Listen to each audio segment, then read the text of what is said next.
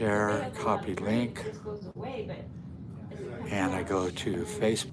And where I got them from too, where the source came from. There are some things that I put together too that were, I'll share that with you too. We're talking about some advanced OT stuff here, auditing, beyond knots, beyond aerodynamics for OTs. You can see where the church is stuck in. Yeah, they're stuck there. We're not stuck. That's right. Are you ready here? Yeah. All right. Okay, I want you to introduce yourself and let us know what you're going to talk about. And if you need to raise this, you can. All right, right down here. Let's welcome him. Give me a hand. Hi, I'm Dan Locke, and I've been a Scientologist, well, I guess it might be officially since 1970. I took courses. My big brother got me into Scientology as he was a mission staff member in 1968. I would go to lectures, but my parents wouldn't sign off on the parental consent form for me to study Scientology. So the day after I turned 18 years old, I moved out of my family's house and enrolled on the comp course and lived happily ever after. I was signed my SEAR contract in 1972. When the SEAR member signed me up, got with me,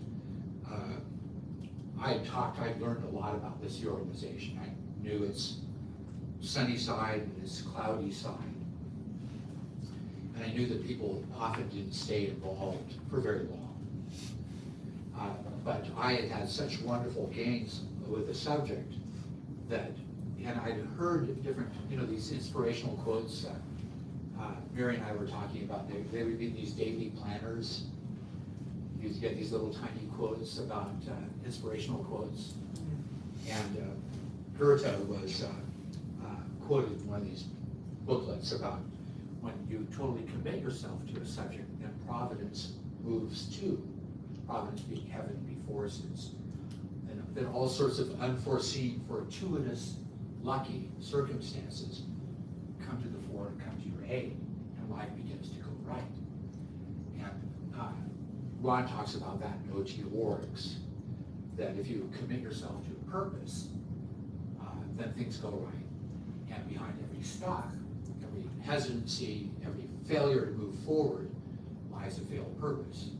He gives instructions to revitalize that failed purposes, and the stops will blow. So I thought, my goodness, here I am, 18 years old, I guess at that time 20 years old, wondering what to do with my life, thinking about it quite often. My life developing because of Scientology technology, becoming more and more extrovert, and being more and more grateful for Scientology. I said, why not? Why not just commit myself to this subject? And that providence will move too. And so this recruiter was talking to me. I thought I might as well have a little bit of fun with him. And so I looked at the contract and I said, $1 billion years. I said, that's quite a while. He says, yeah, you're right. He's kind of, am I going to lose this guy or what? And I said, do you have anything for $500 million? There isn't a $500 million contract. So I decided to just go with the flow. And I signed up. And I think I'm one of the very few SEAR members who's no longer officially in the SEAR organization, who didn't leave the SEAR organization. I got myself somehow in circumstances, and I know I'm responsible for my condition, but so are you. If we take a look at that advanced procedures and accidents viewpoint, every one of us is fully responsible for everything that happens to anyone and every one of us, if we look at it that way, right? So I was given the exit. I was given an heave-ho. I was told to leave the organization, never darken its doors again. In spite of being quite a successful SEAR member. You didn't tell us why. Well, it's kind of weird. It's well, basically, you see, we're all very familiar with SEAR organization stories and injustices. And, you know, the bank likes to generalize. It's a habit. And I think I've gotten into it. I wonder if you guys, some of you might have gotten into this as well. Or you think the C organization is bad, or corporate Scientology is bad, corporate Scientology is bad, something like that. And I would get in that mind thing. But basically what happened, I'll try and give like a 50 words, something succinct. My son was in a part of the C organization. He was separate from my wife and myself. And he became rebellious under those circumstances. And they came to me and said, you have to leave the C organization to resolve your son's situation. And the requirement was that I do that within a year of being given this date that I had to resolve the situation. I was very happy to resolve the situation. But what was required was that I pay off my son's debt because he had taken services in the C organization, and that I get him through the Key to Life and Life Orientation course and the PTSSP course within a 1-year time period. And which is quite something, because here I was at that time, 52 years old. I'd spent the last 35 years on staff. Prior to joining staff, I had been a paper boy, you know, just a few odd jobs, worked on a factory line. Got my first credit card at 52 years old, first bank account. Maybe I might have a second bank account. So I was very unfamiliar with being successful in the non-C world. And so I did not make those requirements to pull it off within a year. The sword of, what is it, Damocles, that sword hanging over your head, the Greek fable, I think, was that because I had taken LSD as a teenager, there was a time period where you could join the C organization regardless of what your past was. And then Ron Hubbard did some discoveries or some research into people who had taken LSD, and he felt that they were disreputable. You couldn't count on these people to make things go right. So at that time he said no more people who have taken LSD are allowed to join the C org. And at that time, this is the 60s and 70s, there were a lot of young people, such as myself, that had been involved in that activity. But what had happened is I was able to join the C organization before that became the rule. So they said, I have to resolve all these situations with my son within a year, or I have to leave the C organization. So I said, well, let's go for it. And I went for it, but I wasn't successful.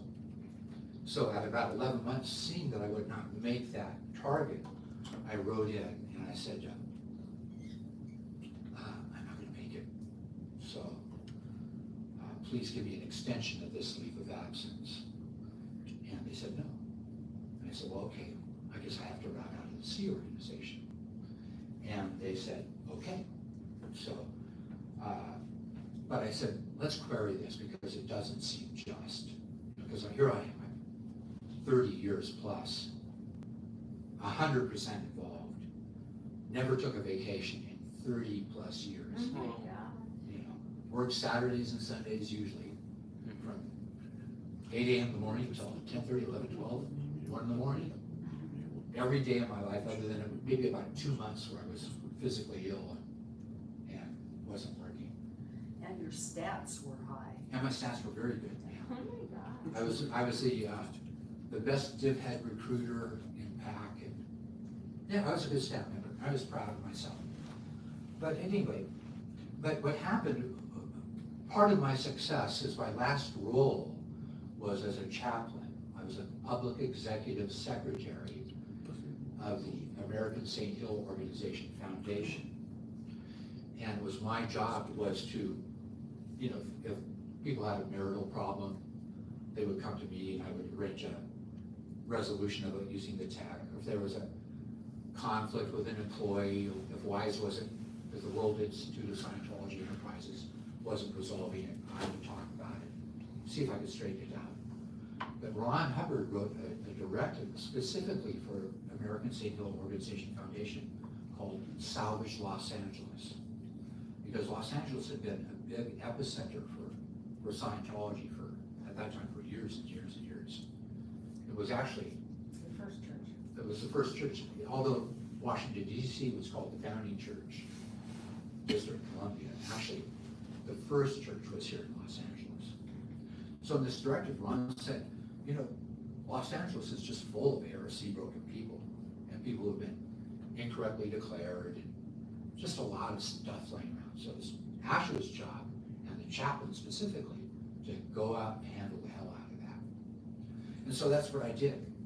Some of you fellows, and young women, and our audience here, I know left in the 1982-1983 time period. There's a big exodus at that time. And amongst those people were some wonderful, wonderful, wonderful people. People that I knew and loved and cared for tremendously. We've talked about some of them. And I thought, wow, this is cool. I got this new job. I'm the chaplain, National Foundation. I got these instructions directly from Ron. I'm going to go out and fit these people. And that's exactly what I did. And here's my technique. And you guys, I wish you'd listen to this, because it's a good technique. You can't do all of this, but you'll get the basic flow of it. Who's not heard of something called dead files? Not heard of that? Simply put, Scientology organizations are supposed to be upset-free, friendly places. We might have different experiences in that, but that's the way they're supposed to be. And that's the way they often have been. But Ron knew that sometimes people would be, sometimes brought into an organization as an infiltrator to make trouble within the organization.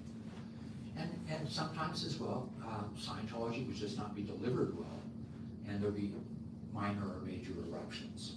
Somebody might start cursing, making a big scene, wanting to leave the organization, being overly critical of staff members, etc., writing bad letters, to hell with you guys, whatever. If that were to occur, Ron said, take their name, take all their correspondence, put them in a file cabinet, label it dead files, tell the person not to come in again, wash your hands of it. Sometimes people complain about, I can't get off the organization's mailing list. The fastest way to get off an organization's mailing list is to write a letter saying, to hell with you guys, I don't like you, something like that, you're off. It's almost a guarantee. If you write a polite letter saying, I really prefer not being off your mailing list, I really love you guys, you're going to stay on. At any rate, I got very, very, very involved in getting people back in, and I was very successful. What I would do was I would get these files and I would go through them and pull out their success stories. At the end of every service in a Scientology organization, you write a success story, and I would take those out and I'd call up, and I'd actually hope that the person wouldn't answer the phone. I wanted to get the recording machine. I didn't want to talk to a person. And on the recording machine, I would say, hey, I found some paperwork, all in handwriting, and your signature's at the bottom. I got a whole bunch of these things, and I figured these are personal things, probably quite important to you. And then I would read their success stories into the recording machine tape. So it might be, I'm really blown out on grade 0. I can talk with anybody. The whole world's my oyster. I can do whatever I want. It's such an enjoyable life now that I've completed this grade. And it might be, because I would go for the fat folders first. I might have left some message that was 10 or 15 minutes long. And then I would end the message with, so here's the deal. I would say, after these wins, apparently something bad happened. I don't know what it was. There might be some clue in the folder, maybe not. But they said, I don't care. So here's the things I don't care about. I don't care about what you think about the organization. If you're upset with it, I can understand. I've seen it before. If you're thrilled with it, well, I don't know. I understand why you're in dead files. I don't even care what you think about Ron Hubbard, because at this time, various books have been written, deriding Ron Hubbard, finding fault with him and different things. The internet had been around for a little bit, popularly known. So people were whining and griping about Ron. I said, as long as you have some respect for Ron, you don't have to think he's God, I don't either. Just give him a break. You know, kind of like the guy still, in spite of, you know, his peccadillos or whatever the hell he did wrong, or all that stuff. And you want to have some more wins, call me up, we can arrange it. You know, and people would call me up. And it was fun. Amongst the people that called me up was a Mr. Raymond Kemp. And he was well known for many years. He was actually Ron's, the godfather of many, if not all, of Ron's children. There's various books.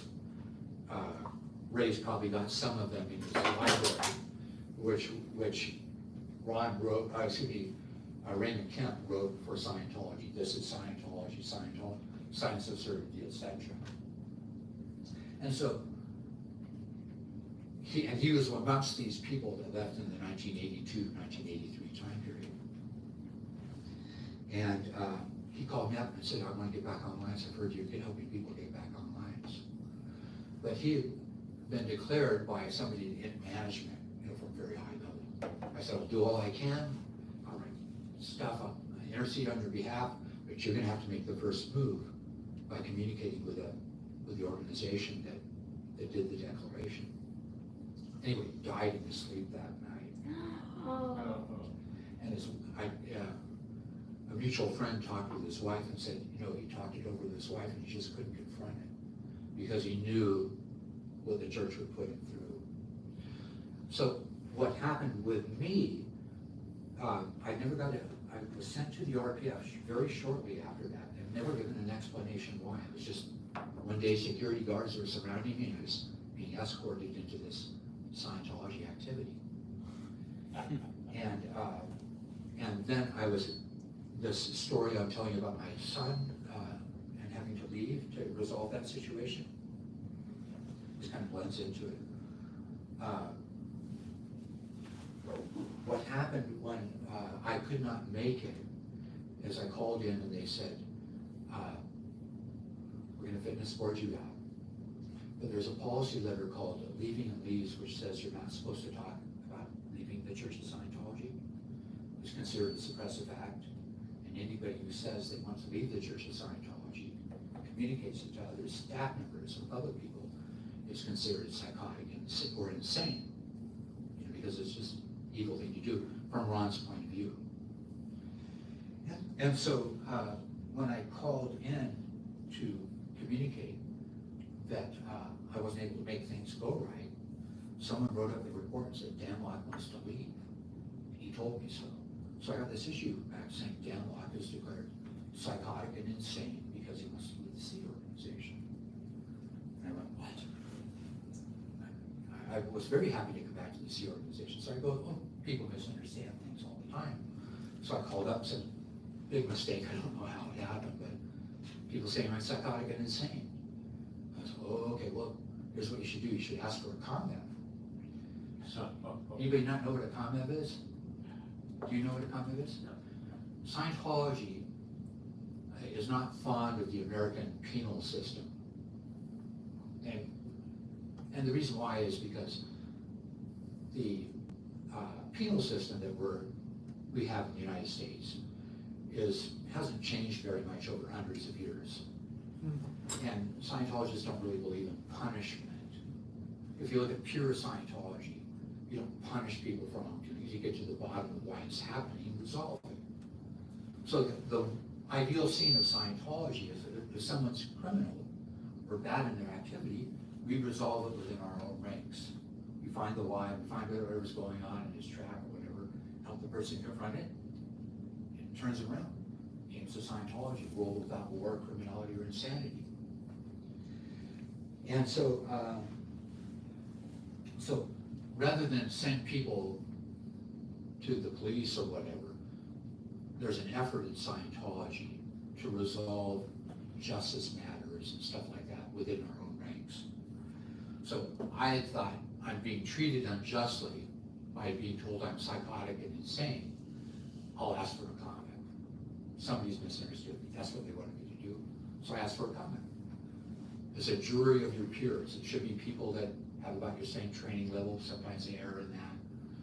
But you bring Scientologists together and hear your story out, and then they adjudicate whether you're guilty of something or there's been a misunderstanding. So these people come together and they hear me out and they go, oh, this is ridiculous. You're not psychotic and insane. You're a good guy. You just couldn't make this target, you know. So I go, phew. And then 2 weeks later, I get an issue back saying, Dan Locke is declared psychotic and insane because he wants to leave the sea organization. I go, wow. So to make a long story, not quite so long, because it's already gone quite a while, I won't tell you every episode, I exhausted every single ethics remedy known, only to be told over and over again, several times, that I was psychotic and insane, which is synonymous with suppressive person. It's one and the same. They're synonyms.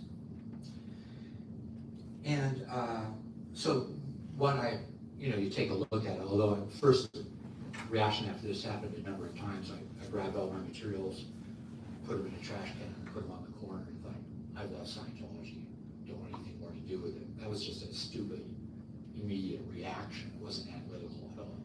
After I thought about it for a little while, I realized, hey, everybody I've talked with and explained my situation understands me and says I'm a good guy. But somebody you have to get these things authorized before they're issued. Someone on the approval or disapproval line said, oh, this Dan Locke, well, he's the guy that brought all these people back in, or was trying to, that we didn't want back in. You know. Scientology ethics procedure says that if someone's dismissed from Scientology, or errs in his ways and leaves, that the door should always be left open, at least a little bit. So there's always got to be some way or manner to get back in. But I think sometimes that crack that he talks about is very, very, very small. And the hinges are very, very rusty. And the door is incredibly heavy. And so that's the why I do it. But you see, it's interesting to me to take a look at, because I 32 years full time, and I love those people, and I think that's in our Scientology regulation. Maureen and I have talked a lot over the last couple of days, and I imagine it's true with every one of you that I haven't discussed with you. You still, your heart is with so many people in that organization. Because that's a very sincere, real, live, purposeful organization, And there's a bad egg, we seem to have them identified, and there's people that, it's interesting, as Ron talked about a scale of motivation, where duty is at the top, and personal conviction is right below that. And I believe below that, if I recall correctly, is personal gain. So some people get in Scientology or remain in Scientology out of, I'm gaining so much. And some other people have a conviction, this is right. And other people duty, because they go, wow, like a loyal officer, that kind of people, I need to belong here. This activity deserves my full participation. That's duty. But duty is an interesting thing, because there can be something like the end justifies the means, where you can, these SEER members can do some pretty weird activities out of this conviction that this is right for the organization. And I think that seeps into, because it wasn't just Mr. Miscavige, there was a series of people in the SEER organization prior to him that were tough people, very inconsiderate people, would step on people in order to make things go right. And Ron had kind of a viewpoint about it, a couple of different viewpoints. One is a Philadelphia doctor course teams, where he talks about, if you've got this ARC that requires kind of soft touch and can't deal with very much force, it's kind of a weak ARC, then the best ARC should be able to handle volumes of antagonism, you know, kind of a what is greatness thing, that no matter what happens to you, you can experience it easily and come back alive and vital, you know.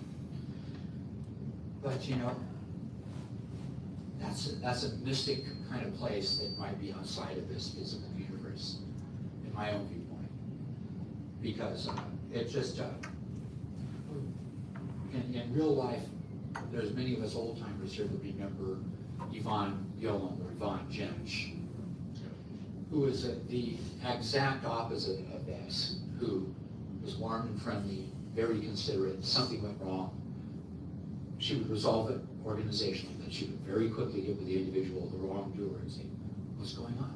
I mean, word clearing, not been in session for a long time, whatever it was, she would resolve it to get the person back in the team again, winning.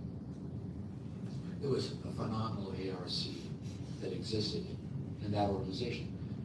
Who else was I was talking with? Somebody about Church of Scientology Mission of Davis. Oh, it was we all have experiences with them, not just Celebrity Center, but various organizations that have their sunshine periods of rapid expansion, high ARC, one-on-one care for the person in front of them. And Scientology was just wonderful as a group. Now it appears, I don't know, I haven't been to an organ sometimes. The stories I'm hearing is that basically they've all gotten a little introverted, careful of, backed off. So many rules, so many things can go that current management is against, that they're back against the wall and very, very careful and not extroverting and getting people in. So that's really what I want to get to. I know it's been a long preamble, but just a little bit more about me. In the last few weeks, I've just had some excellent auditing on problems. And although I'm not going to promote this as the way to do things, it's less than ideal. I got this over the internet. Ray's told me, I believe it. I'm not countering him at all. Not ideal, kind of only an emergency situation, you know. I think I was fortunate in that I knew my auditor very well and already had a great friendship for him. I love the guy. So it was easy for us to put that bond there. And the tone our moves, you know, and extroversion occurred. So, but in talking with him, and you know, even though I had that episode of throwing this material out, I never could let go of Scientology. It's just that important in my life. And I very, very, very much want Scientology expand. I know we're all soulmates on that. And I have just a few ideas. Not discussed so far, but has anybody heard of the recent work of Tom DeVocht? Yeah, who has? Raise your hands. Yeah. So, you know, an interesting fellow. He worked hand in hand with David Miscavige for a number of years. It was kind of PTS to him himself. Followed his orders, etc. Don't know the circumstances. I think they're published. I think he's made it known. For some reason, he left or was booted out. And he just licked his wounds for years. But now what's occurred, he's building a case about Miscavige and really feels that he can bring some punch against him, actually legally. And I'm not going to get into it too much right now because I don't know enough about it, but I'm going to invite you to look it up, and I think you'll share that reality. How do you spell his last name? Capital D-E, David, like D like David E, capital V like Victor, O-C-H-T. First name, John. And you type in that name and Scientology, you'll get probably taken to his Substack. So I'm predicting, and even if this thing wasn't going on with Tom DeVocht, Ray's library is a symbol of it. We're sitting on a mountain of phenomenal information. One sometimes talked about an ocean of data. Scientology is the most important drops. We got like, you know, tens of thousands of gallons of these precious drops of water. And it's just too much to put a lid on. It's just too much to contain and say that we're going to lose this. There's just too many, and I'll tell you also, and those for years before I left the church and was told to go, it was not that I was like so blind to my faith, so to speak, that I wasn't aware that there was idiotic stuff going on. I was very aware of it. As I believe most Scientologists were before the extra straw on the camel's back caused a collapse and a departure. You know what I'm saying? So, I believe, personally, because this is what's going on in my mind, is that most of those Sea Org members are just like, count their time, look at the calendar and go, you know, this can't go on much longer. This is not expansion, this is not right. There's too many things not right going on in here. I'm going to do my best to keep delivering Scientology anyway, but they're hoping for a brighter day. And I think when Mr. Miscavige, whether it's forcibly departed or it's over, it's causing to leave, or an illness or whatever, we're not going to have like Fidel Castro Jr. take over and run the same kind of thing. You know, we're going to get a Yvonne Jench Gillum or Yvonne Gillum Jench or somebody like that. Somebody's going to come up. You know, and it's, you know, and if we're going to postulate, like you guys have been talking about changing the weather and doing different things in the war in Iran or whatever it was, you know, here we go. We should postulate wonderful things to happening to the Church of Scientology. Our best preparation for it is to make our life wonderful on the outside. Our groups, our activities, our organizations on the outside as wonderful as possible too. And so that's just a couple of different things more I want to mention that have been on my mind. I haven't yet put much into practice what I'm preaching, but it's coming up. I am a member of a group in Glendale, California. Mike Reggett, Carolyn Groth, Jim Fond are running. Open 2 days a week, Saturday and Sunday delivering courses. And I think Thursday as well. I got 2 or 3 people back on the bridge since being there. And I'm having, I want to suggest this. You know, people tell me, well, you can't talk about Scientology, the brand has been ruined. And but I'll tell you something, there's these people in the world that are called uptone people. On the tone scale of the Pottman, 3.0, 3.5, 4.0 and above. And these people are interesting people. They hear bad news, they kind of filter it over that way. They kind of go, that's bad news. Might not be entirely true. You know, bad news about Scientology. I don't know, the press is kind of weird. I see it degrade a lot of things. Example of this, on Facebook, I was a member of some group talking politics or whatever. I got tired of trying to express my viewpoints in chat. I wanted to communicate. This is during the pandemic. So I invited these several people, younger people, 20s and 30s, young professional people. Well, why don't we get on a Zoom thing? You know, let's do this Zoom thing we're hearing about. So I had like, I think 9 or 10 other people. And we all introduced ourselves. They're all young professional men. And there I was 30 years older than all of them, you know. Well, what about you? What'd you do? What do you do, Mr. Black? Well, I'm a professional Scientologist. And they go, Scientology? Each and every one of them said, wow, I've heard a lot about that, but what is it about really? You know? And they were very interesting. Similarly, I got on this course, the Hubbard dissemination course, have this little group that I'm at.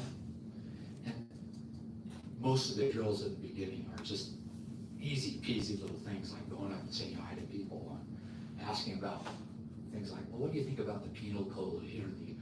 Asking an opinion about something and listening and stopping people on the street. And it was so fun. Everybody loved it, All these people just love to have somebody ask them their opinion about something. It's just fascinating. Because, we were both granted beings. We both done the communication course. We know enough about people to know that they're things, they're lovable, they're likable, there's going to be some ARC, etc. And it was easy to segue into talking about Scientology. And there are people that are interested. Haven't tried much of this yet, just a little bit. But you were probably familiar with the datum and dissemination. It's in this book, it's also in volume 6. Don't overwhelm, penetrate. It's not a prerequisite. It's not important to tell people you're a Scientologist in order to get them into Scientology. It's important to demonstrate Scientology by putting them in session, either dianetically, which, I'm sure Ray can talk about, or any number of you guys, or it can be the subject for another conversation, or we can talk on the phone sometimes. But there's ways to introduce people to Scientology. Another wonderful one, there's a friend of mine in Denver who's got a field practice much like Ray's. And he puts out, he calls Scientology introductory processes power surges. So to take a Scientology process out of the introductory demonstration processes, does anybody not know about those? So you all heard of these things? Yeah. Okay. They're simple. They're generally require a comm cycle, a listen, an acknowledgement, a little bit of R factor. I'm going to give you these 2 commands back and forth, like 10 minutes, 15 minutes, 20 minutes, take me an hour. Generally they go pretty quick. Let's make sure you understand the command. You can spend half an hour with me. Would you like to feel a little improvement in your life? And yes, yes, yes. What's the command mean to you? Makes sense. Run it. Poof. Cognition. When? And he's getting sign-ups, for major services after that. He'll sometimes give 2 or 3, or he'll make it a requirement. Now that I've done this with you, take this PDF that we printed off here and go do that with a friend or family member. And then come back and see me. I'll give you another one of these sessions for free. Until finally it's like, what is this stuff anyway? It's a win. So, pardon me, I didn't organize the structure of this thing. But what I'm hoping to get across to you, what I want to do with my new Scientology life, because I'm kind of a resurrected Scientologist. I'm a born-again Scientologist. I've seen the evil of my ways. And I've come back for a new life.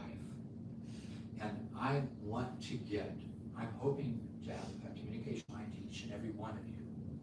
And what I'd like for you to do is to go through your Rolodexes or go through your files management system, have your file clerk help you out on that, and dig around and look for the names of people that you've admired for their contribution to the church in the past. Now, some of them are all going to be on service, some of them are wafting around in the ether as yet to be reborn people, croaked in the last couple of years or whatever. Or maybe they're already in a new body, who knows? But there's going to be some people who still got some vim and vigor. I mean, look at Ray. Ray and me were oldsters, but we still got, a little step. I can still take a person in session. You can still take a person in session. Maureen's got all that vim and vigor. She'll be taking people in session soon. There's a lot of us.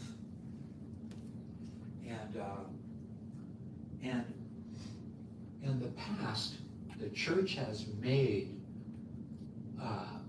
getting trained as an auditor, way too difficult.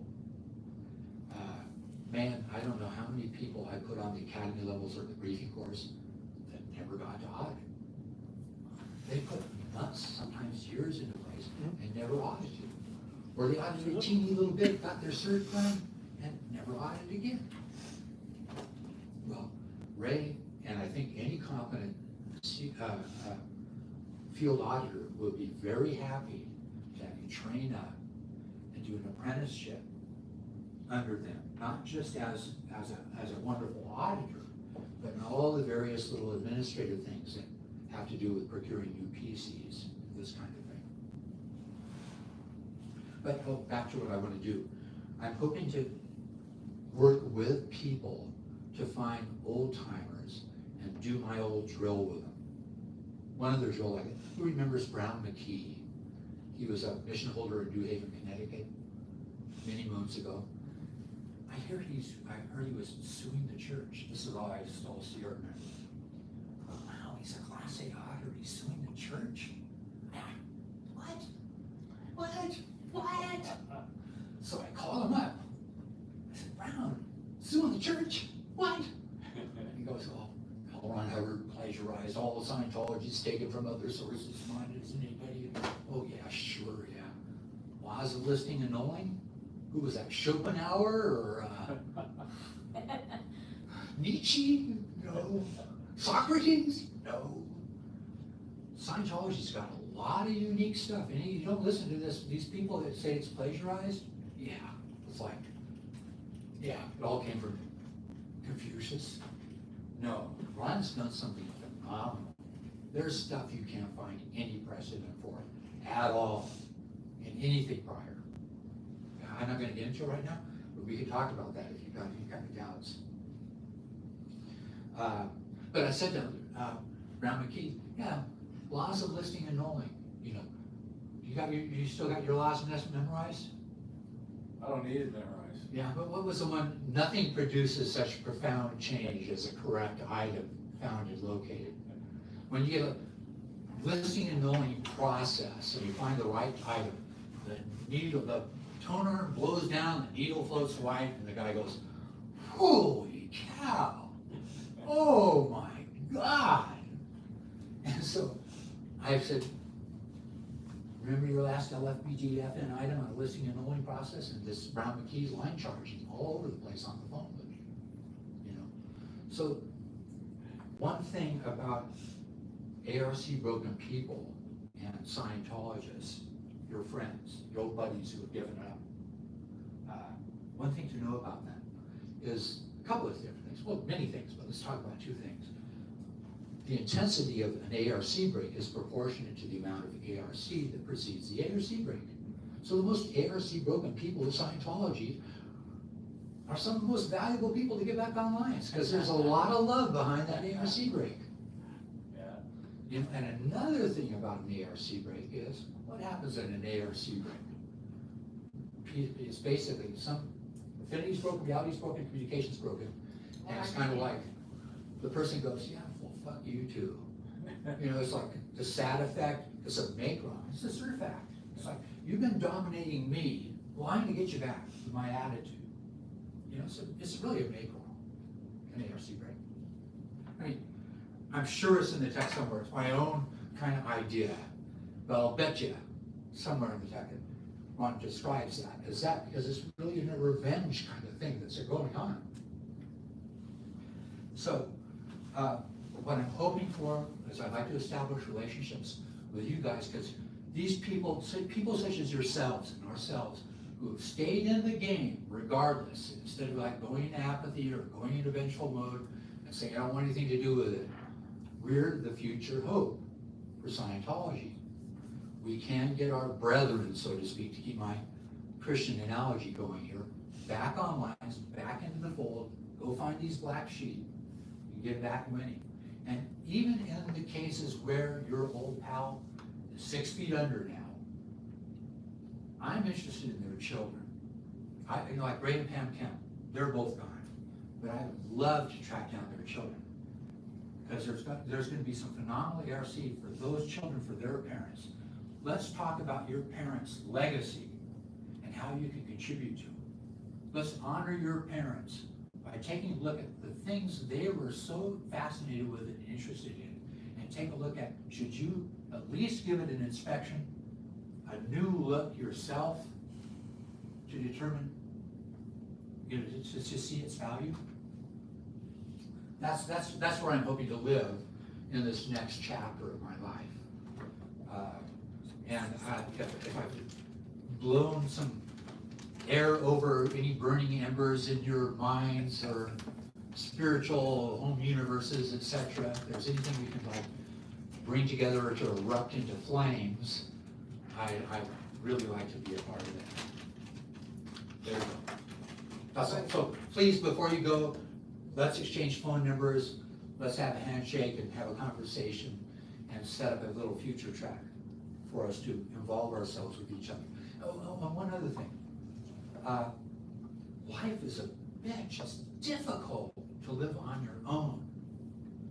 And, you know, for instance, if I didn't have these buddies at my, the little group I'm a part of, to go out and do this drill, I would have been,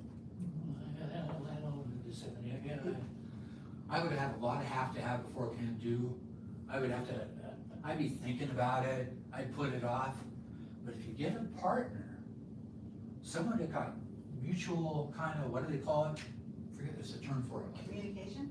Use your roots, our roots. You know, accountability partner, I've heard before. You know, kind of keep your ethics in, makes the agreement. I'm gonna hold you to it, and he says, I'm gonna hold you to it too. You go out every weekend, you do these drills. Noah and I made an agreement. He's gonna get a hat that says Scientology on it. I'm gonna get a t-shirt that says Scientology on it. We're gonna report back to each other. We're gonna wear these hats in public. And yes, some people are gonna go, you know, so you'll know you don't really need to talk with them. But some people go, oh, I was in Scientology at one time. I kind of liked it. And other people are gonna go, I've always wondered about that. In other words, I'm recommending not being timid about being a Scientologist. Being overt. Ron's got all sorts of stuff on this. A lot of it's in this. He says, most people cower.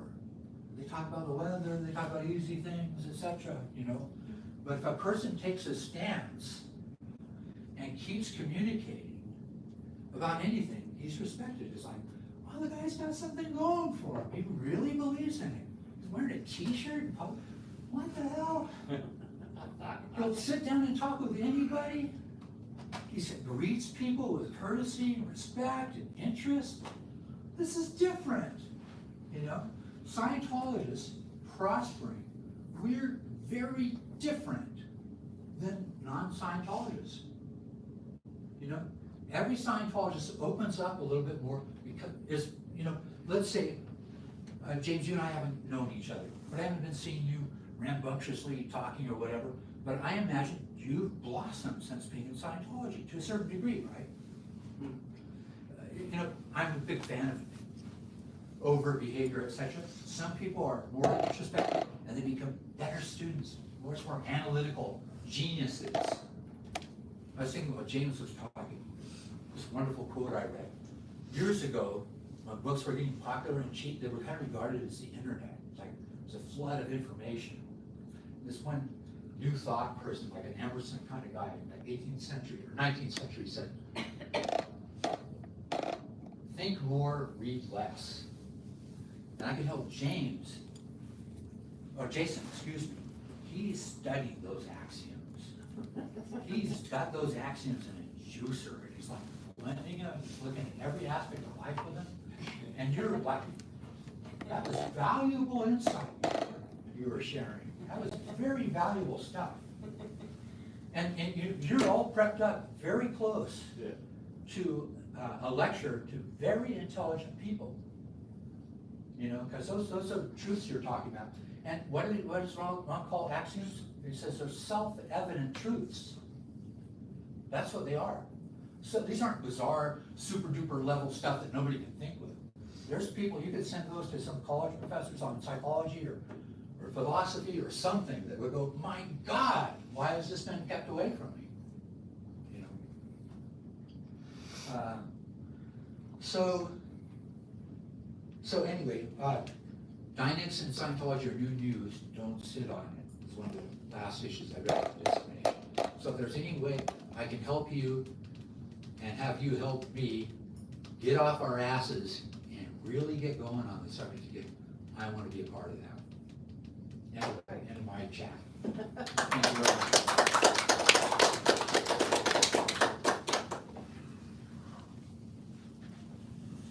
Thank you, thank you, thank you. Thank you, thank you, thank you. When did you first start getting involved in independent field? Oh, let's see what, I've always been curious about it, but only really took initiative maybe about a year ago. About a year ago? Yeah, Yeah, we need more guys like you. We need more guys. Well, we're all, I know in our hearts, just look back at your best times in Scientology when you were most excited about that and use that as a reference point and make a determination you want to get back to that point of view, that attitude or better. Because you know you can at least get there. That's a suggestion. Okay, could you report back to us about the cap and the? Yeah, oh yeah. We'll do that, yeah.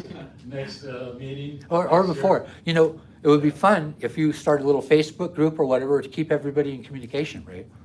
We can, who knows the social media really I'm well? on Facebook.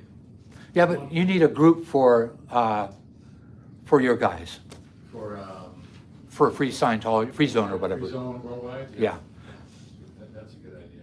yeah. All right. Okay, I was gonna I told you I had an answer to, we're losing a lot of people. Mhm. They're getting old and dying or whatever. So I have a solution. Because after the illness, what was it called? COVID hit me.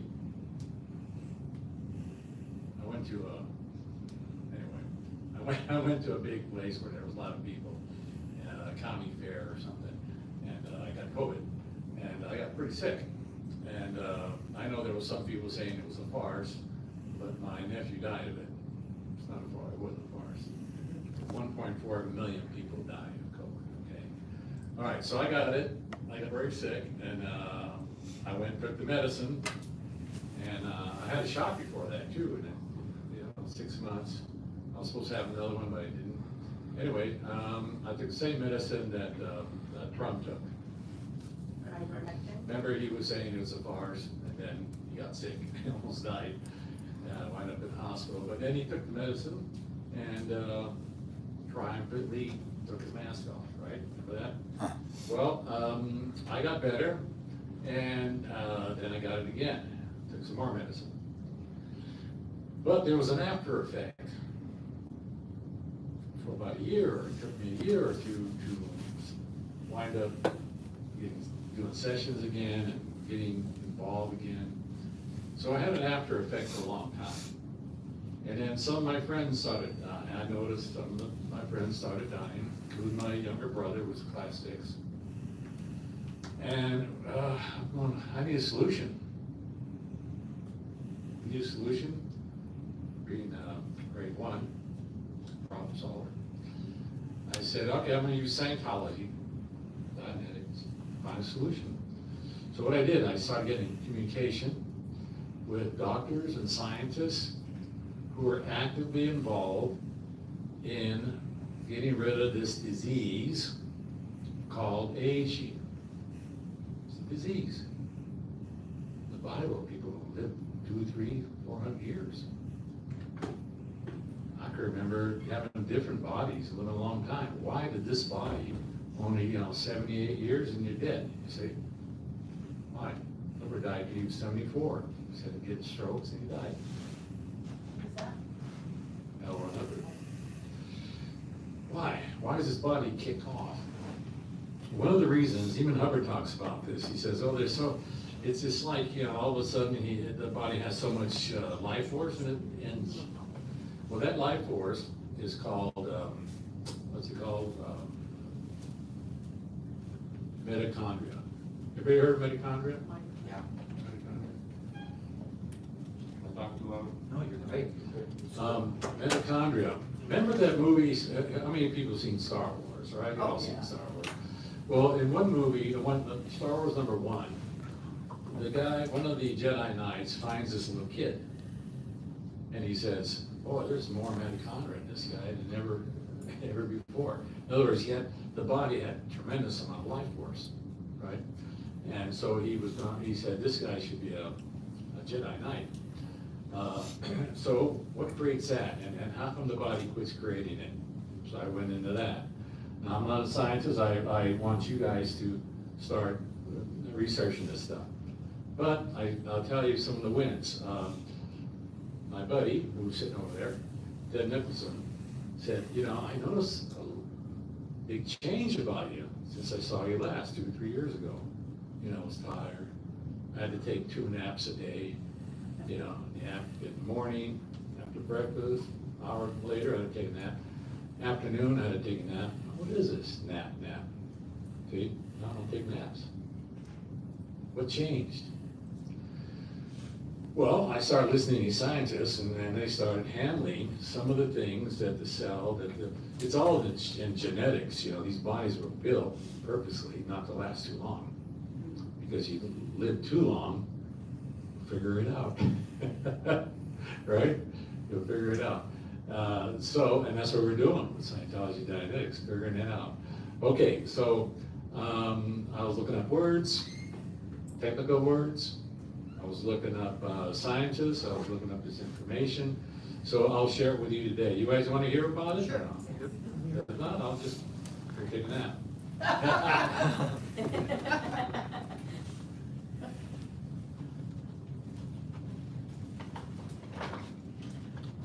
Make sure you view these in Okay. the video.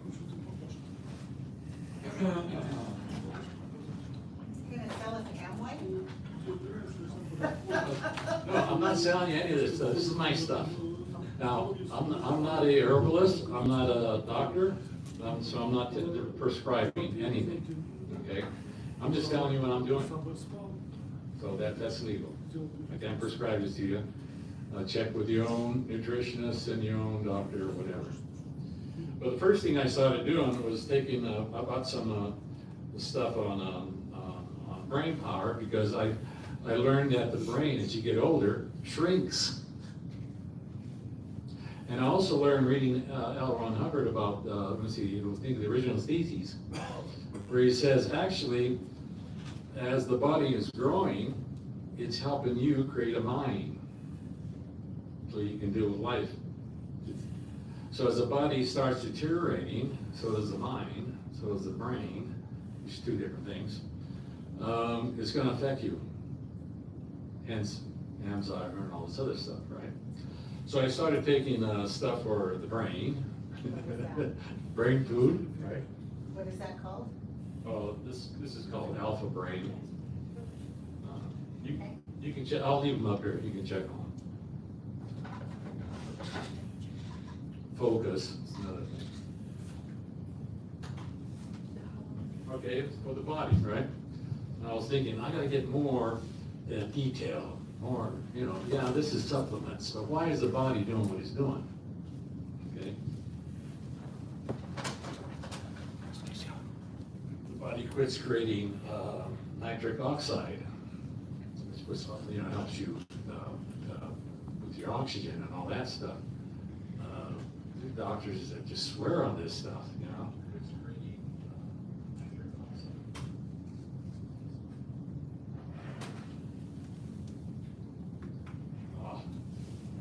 This was developed by scientists, NMN.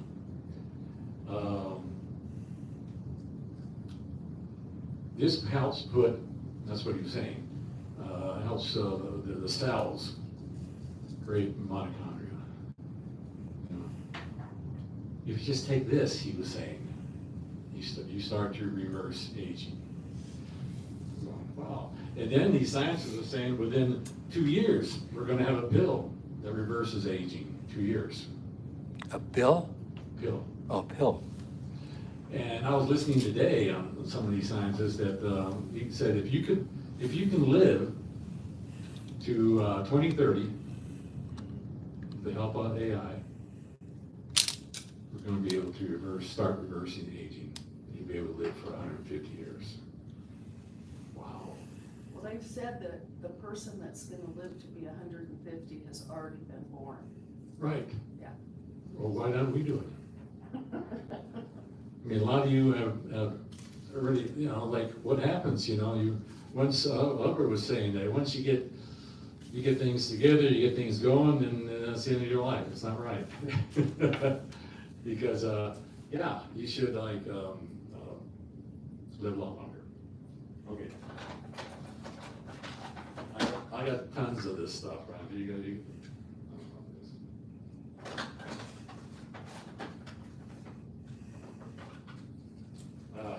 This is the big one that's going on right now. If you're able to check this stuff out, we'll start What is that? dealing with Yeah. creatine. I recently bought this because I heard about it, and so I bought it, and it's making a big difference.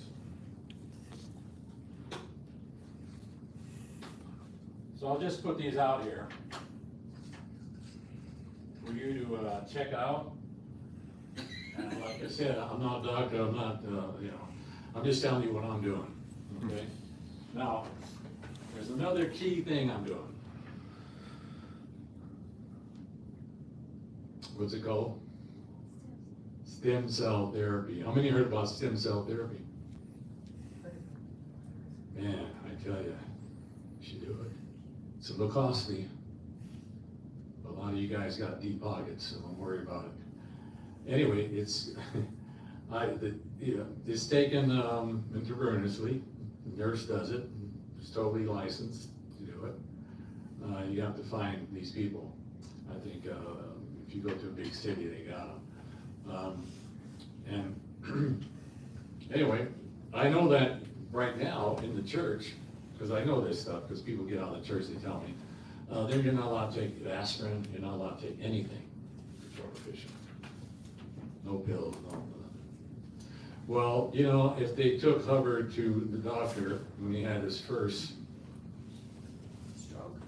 stroke, he might be alive. But they wouldn't take him. Just let him die. They killed him, in my book.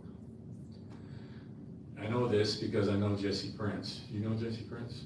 Yeah. Oh, yeah. Did you read his book? No. You should read his book, man. He was there. Jesse Prince. It was called, the book is named Perfect Witness or something like that. I got about 12 books that were written. Mostly half, more than half are from Star Seal members. Yeah. And I read them all. So I know what was going on in there.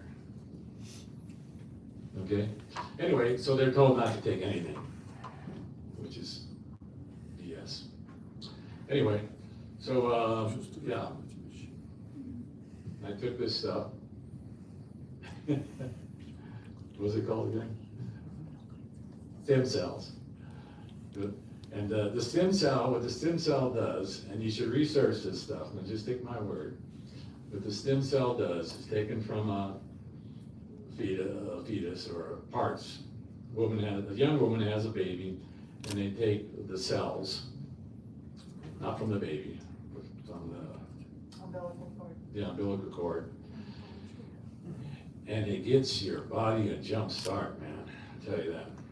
It's not a drug.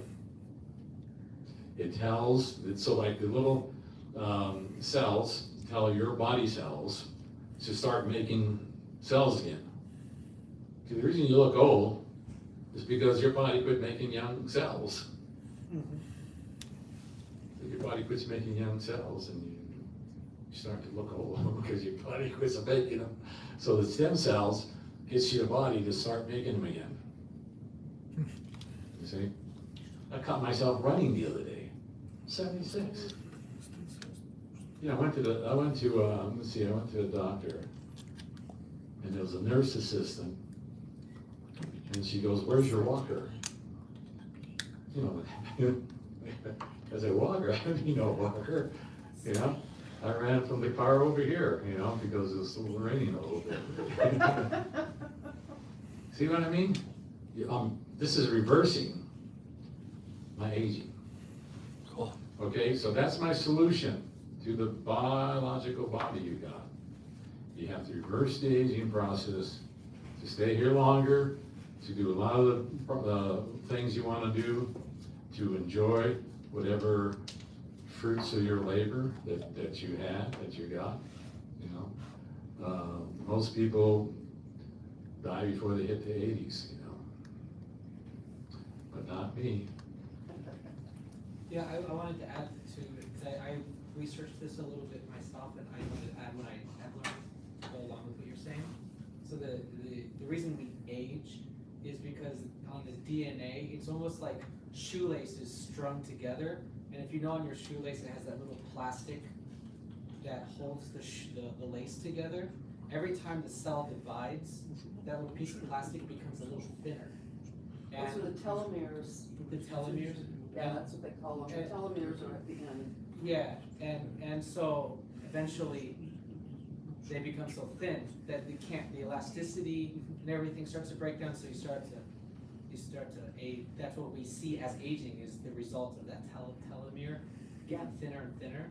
And the stem cells are basically like, all cells start off in the same form, and then as they mature, they start to become like a liver cell or a brain cell or some. So, but before they're a specific type of cell, they're just a default cell. And so with the stem cells and with all of the nutrients and stuff, my understanding is you're strengthening the telomeres. The telomeres are a set of cells that Yeah. are on top of each other, and every time they divide, some of the cells will come off, and so it looks like it's getting thinner and thinner on the ends. But those are the things that cause the aging. Yeah, so I just wanted to throw that out there because I was just looking at Yeah. I'm inviting you to do your own research on this stuff. Like I said, I'm not a doctor, or a nutritionist, or anything else, but use the study tech, look up the words, and do this research yourself, see what other people are doing and what other people are getting. So I experimented on this, you know, because I needed a solution, so my buddies quit dying on me. And for me to start to feel better, because you know, I didn't feel like doing this stuff. And all of a sudden I got this stem cell stuff, and I'm going, hey man, I feel pretty good now, I can do this stuff, you know. In fact, I feel better now than I did when I was 70. I'm 76, so it's already reversing it. And it's not even, it's supposed to take, what, 3 or 4 months before I really peak on this stuff. Boy, where am I gonna be at that point? So they took it, they gave me a shot in the back, because my back was hurting, because I picked up a heavy box of books. And she gave me a shot, and went away. And that was with the stem cells. Stem cells. Mhm. Then she gave me an intravenous for a whole body. And as soon as she put it in, I felt a surge. Felt a body surge, not a theta surge, body. Boom. I'm going, whoa. And she was going, boy, that's right away. And she was going, you felt that right away? I said, well, you take a shot of tequila, don't you feel that right away? Yeah. The body feels it, man, no matter what you're doing. It's pretty sensitive, you know. The other thing I'm doing, one other thing I'm doing is, I'm gonna pass this on to you, is oxygen. Two other things. It's oxygen and light. Anybody can get these tanks and put some oxygen, and because of the environment. See, right now, there's a lot of dust in the air, that's what's wrong, one of the things about people playing here in Arizona, because it's so dry, it gets real dusty, and that's no good for your lungs, that's no good. And it stops the oxygen, right? And then we're about almost a mile high here, less oxygen. So the oxygen that I'm taking in the evenings, night, put it on, breathe. That's your doctor, he'll give you some. Made a big difference, right? I used to snore and all that stuff, and I don't anymore. I got more energy during the day.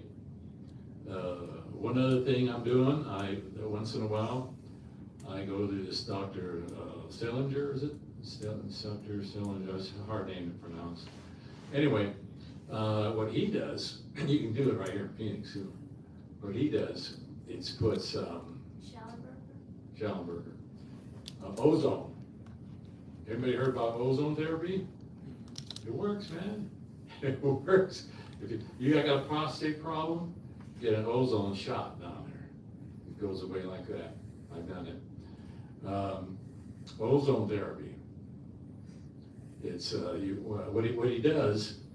He puts you on an IV, and he takes the. And you had it. You had ozone, and he. Okay, so he takes blood. Out of your body, and he gets it. Maybe. Sure. Maybe about 3/4 of this full of your blood, and then he gets ozone, mixes it with the blood, puts it back in your arm, in your body. Now what that does, it kills bad bugs. Bad bacteria, bad flu bug, or whatever bug you got. I mean, these people were going to this clinic, they had cancer, they had all kinds of stuff going on. Ozone. None of his guys took the shot, see, for COVID. They just get the ozone therapy and then they're getting COVID. They're not getting ozone. No, they didn't get COVID. See? And they were lined up, getting their ozone put in their bodies. How often do they do it? Well, it depends on the illness. I was doing it once every 6 months or something, But I felt a tremendous difference. My eyes, it affected my eyes real positive. I could see 3-dimensional a lot better. I could see out of my eyes a lot better. See, it affects your body, whatever is wrong with it. It starts to get rid of the bugs and stuff. It kills them. No, they can't live on ozone. If we didn't have lightning strikes and water and all this stuff, you've gone out after rain, right? You smell this. You smell the ozone. That's ozone. See, and if the Earth didn't have that, it'll be full of bacteria. See, it kills bacteria, it kills stuff in your body. So ozone therapy is fantastic.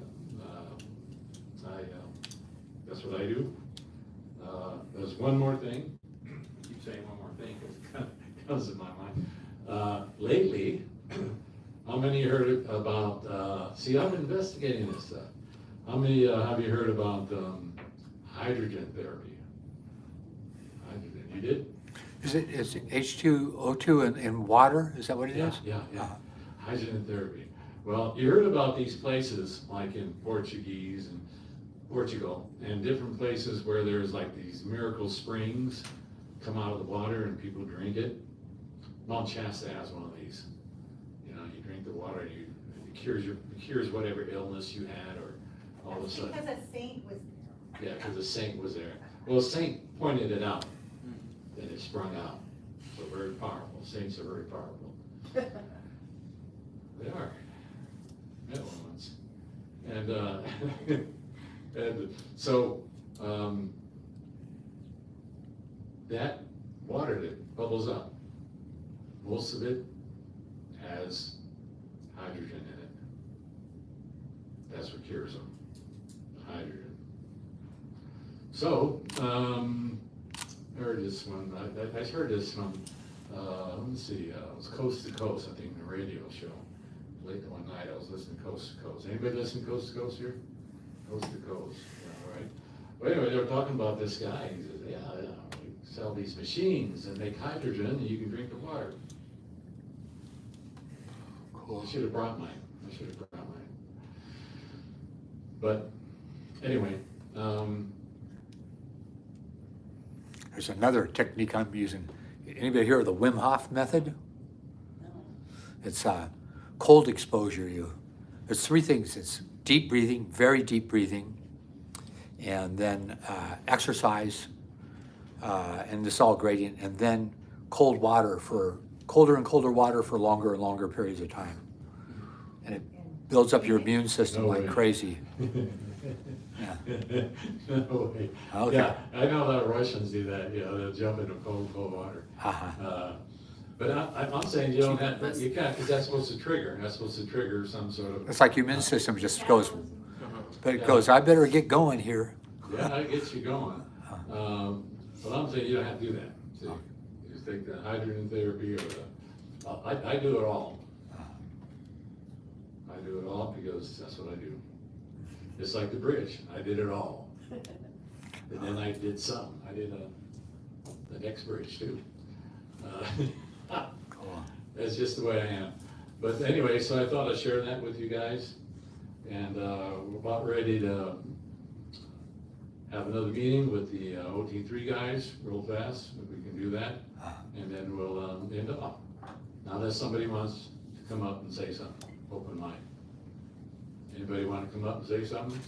I'd like to write down the names after the bottles, I got most of them. Use your phone and take a picture. Yeah, take a picture. Yeah, that's what I'm gonna do. Can you leave them here? for a Yeah, bit? I'll leave them here, take a picture, and then we'll have a quick meeting with the loyal officers, OT3 guys. Okay. Cool, excellent.